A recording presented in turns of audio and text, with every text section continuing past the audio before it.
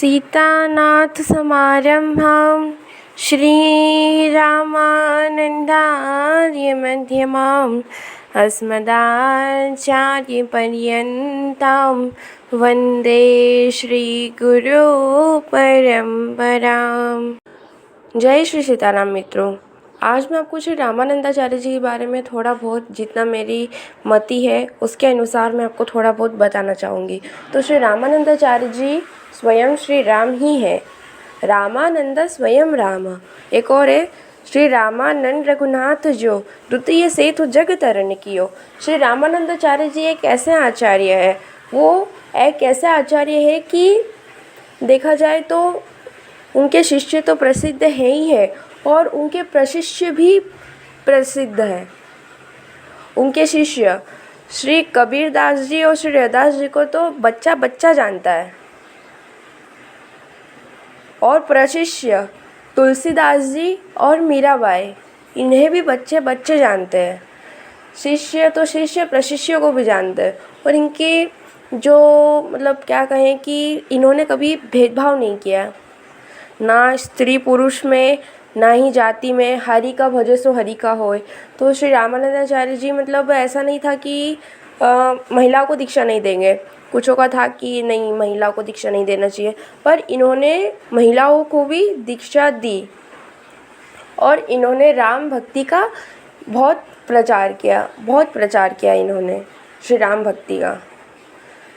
तो क्या हुआ था, मतलब भगवान के धाम में भगवान अपने जो द्वादश महाभागवत है उनके साथ बैठे थे और फिर सोच रहे थे कि धरती पर मतलब इतना अधम फैल रहा है तो हमें मतलब अवतार लेना चाहिए, मतलब जगत के कल्याण के लिए वो सोच रहे थे। फिर उन्होंने अपने द्वादश महाभागवत है, उनके जो द्वादश शिष्य हैं, तो उनके साथ उन्होंने धरती पर अवतार लिया। उनके रामानंदाचार्य जी के जो द्वादश शिष्य हैं वो जैसे कबीर जी हैं, ये प्रहलाद जी के अवतार हैं। तो ऐसा ही इनके शिष्य किसी न किसी के अवतार ही हैं ऐसा। और इनके लिए कहा गया है श्री रामानंद रघुनाथ जो द्वितीय सेतु जग तरन कियो। श्री अनंतानंद कबीर सुखा सुरसुरा पद्मावती नरहरि पीपा भवानंद रैदास धनासेन सुरसुर की घर हरि।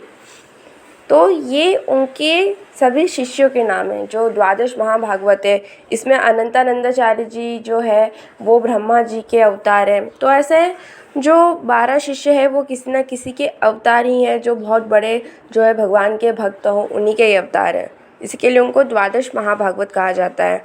तो अनंतानंदाचार्य जी, कबीर जी, तो ये सब उनके ऐसा करके द्वादश महाभागवत शिष्य है। और शिष्य प्रशिष्य एक ते एक उजागर। स्टार्टिंग में मैंने कहा था कि इनके शिष्य तो है ही है एक से एक, प्रशिष्य भी इनके एक से एक हैं। जगमंगल आधार भक्ति दस धाके आगर बहुत काल बपुधारी के प्रणत जनन को पार दियो। श्री रामानंद रघुनाथ जो द्वितीय सेतु जग तरन कियो। इन्होंने फिर बहुत प्रचार किया श्री राम भक्ति का। और ऐसा था वो समय इतना जैसे कह सकते हैं कि बहुत ख़राब था। ना ही हम हमारे त्योहारों को मना सकते थे और ना ही हम तो शंख भी नहीं बजा सकते थे। शंख बजाने पर वो हमारा बहुत बुरा हाल करते थे वो लोग, मलेच्छ वगैरह ये सब।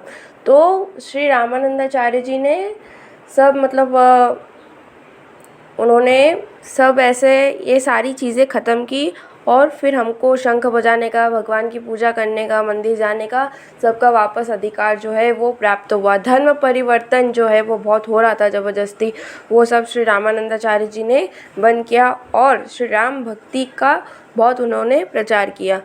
उन्होंने और उनके जो द्वादश महाभागवत शिष्य हैं उन्होंने भी, इनके अगर हम चरित्र को देखें श्री अनंतानंद जी के, कबीर जी के, रैदास जी के, तो ये धनासेन, ये इन सभी के अगर हम देखें चरित्र को तो ये बहुत वैसे मतलब सीखने मतलब जीवन में उतारने योग्य है। और एक चीज़ कहें कि अगर रामानंदाचार्य जी ने जो मार्ग बताया है, जो मार्ग श्री रामानंदाचार्य जी ने बताया, अगर उस मार्ग पर हम चले तो वो हम कोई भी हो, वो व्यक्ति जो भी उस मार्ग पर चलने वाला है उसका उद्धार होगा, भगवत धाम को वो जाएगा ही जाएगा। श्री रामानंदाचार्य जी ने एक किताब लिखी है, ग्रंथ लिखा उनका, श्री वैष्णव मताब्ज भास्कर। उन्होंने उसमें बताया है कि वैष्णवों को कैसे जो है अपना जीवन व्यापन करना चाहिए। उन्होंने भाष्य भी लिखा है, आनंद भाष्य, श्री रामानंदाचार्य जी ने। तो और भी उन्होंने बहुत सारे ग्रंथ लिखे हैं, बट वैष्णव मताब्ज भास्कर में उन्होंने बताया कि वैष्णवों का जीवन कैसा होना चाहिए। सिर्फ रामानंदी वैष्णव के लिए नहीं है, अगर आप वैष्णव हैं तो भी आप पढ़िए उसको, क्योंकि उन्होंने उसमें पूरा बताया कि वैष्णवों का जीवन कैसा होना चाहिए।